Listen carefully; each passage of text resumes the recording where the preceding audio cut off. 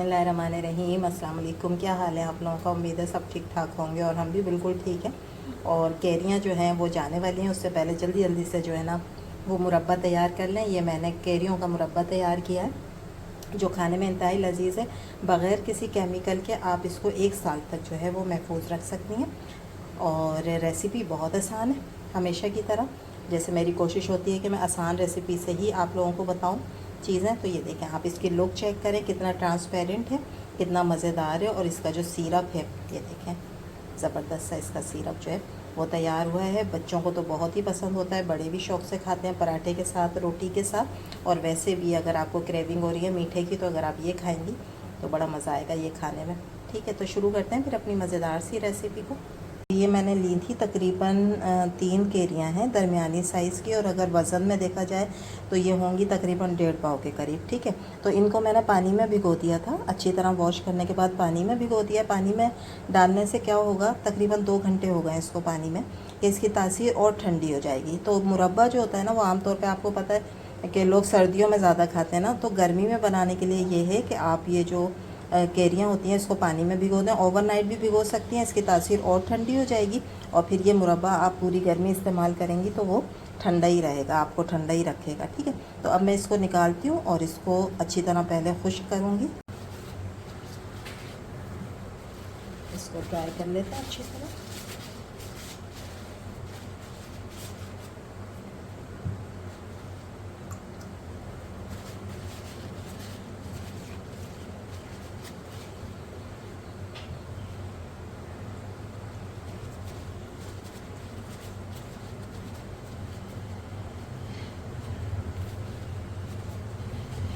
ठीक है, अब इसको मैं पहले छील लूँगी, छीलने के बाद फिर इसकी कटिंग करेंगे।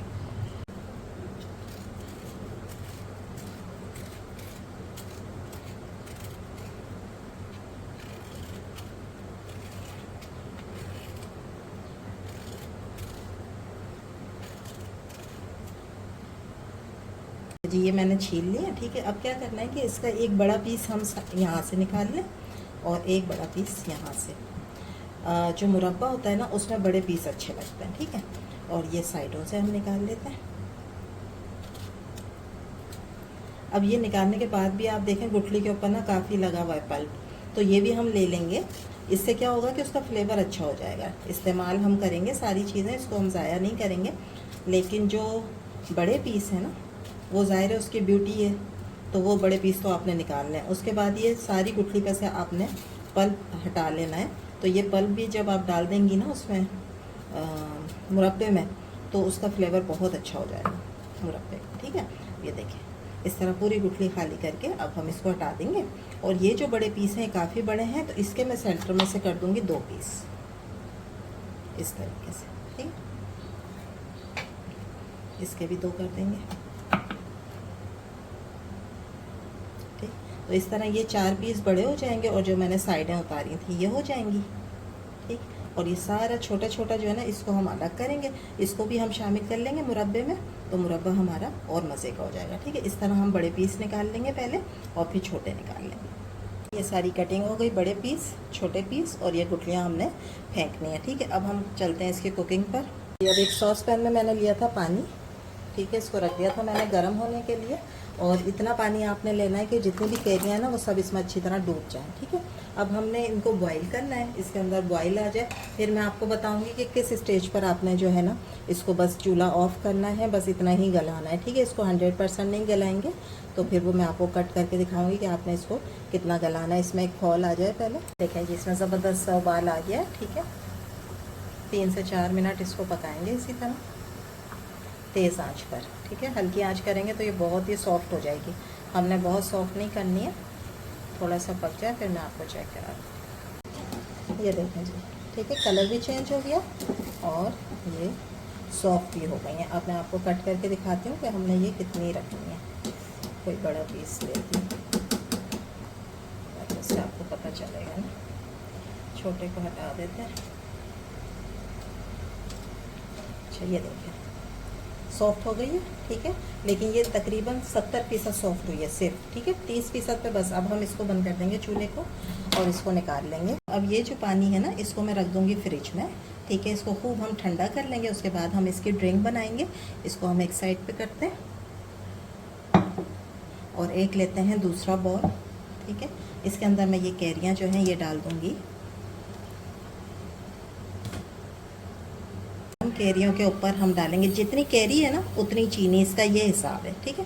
1.5 पाव मेरे पास कैरी थी तो 1.5 पाव के करीबी चीनी है। इसको हम ढक देंगे 1 घंटे के लिए, ठीक है। जितनी गर्म कैरी है ना तो ये अपना फंक्शन शुरू कर देगी चीनी इसके साथ, उसके बाद हम इसकी कुकिंग शुरू करेंगे जी। इसको तकरीबन 1 घंटा हो गया। अब हम देख लेते हैं, ये देखें चीनी कितनी अच्छे तरीके से, क्योंकि गर्म थी ना कैरी, तो कितने अच्छे से मेल्ट हो गई है, ठीक है। और हमारा समझो 50% काम जो है ना वो ऐसे ही हो गया।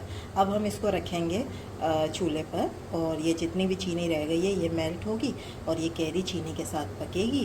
फिर एक शीरा तैयार होगा। लेकिन ये देखें कितना ज़बरदस्त पहले से ही शीरा तैयार हो गया है, ठीक है। अब हम इसकी कुकिंग स्टार्ट करते हैं। हमने ले लिया एक पैन, गैस ऑन कर दिया है, ठीक है। इसमें हम डाल देंगे ये सारा मिक्सचर। अच्छा, जब भी मुरब्बे वगैरह बनाए ना तो कोशिश किया करें कि स्टील के बर्तन में बनाएं, ठीक है।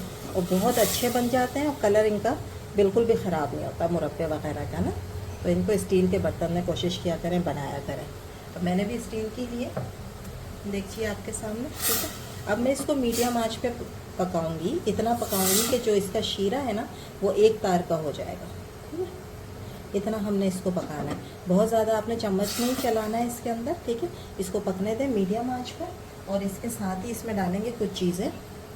एक दालचीनी का टुकड़ा, इसकी खुशबू बहुत अच्छी आती है मुरब्बों में। और 3 से 4 ये मैंने डाली है हरी इलायची साबुत, ठीक है।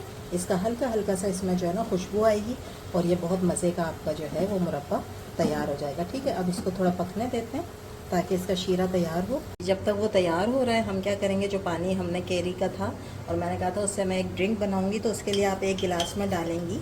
ये पिसी हुई चीनी है, ये मैं डालूँगी इसके अंदर 2 चम्मच। टीस्पून में इसके अंदर डालूंगी काला नमक। फिर डालेंगे बर्फ़ के क्यूब्स और फिर डालेंगे ये मज़ेदार सा शरबत। आपका रेडी हो रहा है। इसको करते हैं मिक्स। हमारा मज़ेदार सा मैंगो पन्ना, ठीक है। तो आपने देखा कि एक ही चीज़ से आपने 2 चीज़ें बना ली। ये था हमारा कैरी का शरबत और ये तैयार हो गया। दूसरी तरफ इसको देख लेते हैं। ये देखें ज़बरदस्त सा पक रहा है, शीरा हमारा तैयार हो रहा है। फिर इस शीरों को हम क्या करेंगे, चेक करते हैं। एक तार हो गया है तो हम कर देंगे चूल्हे को बंद, ठीक है। थोड़ा सा मैंने इस तरह चम्मच पे लिया, थोड़ा सा ठंडा हो जाए फिर मैं देखती हूँ। थोड़ा सा ठंडा हो गया। अब आप देखें, ये देखें एक तार बन रहा है, ठीक है, ठीक है। ये देखें अब हमने कर देना है चूल्हे को बंद।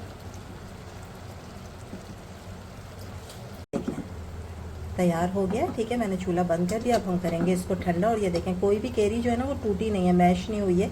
वजह इसकी यही है कि जब आप इसको बॉईल करेंगी ना तो फिर आपने इसको 100% बॉईल नहीं करना है। अब मैं निकालती हूँ इसको डिश में।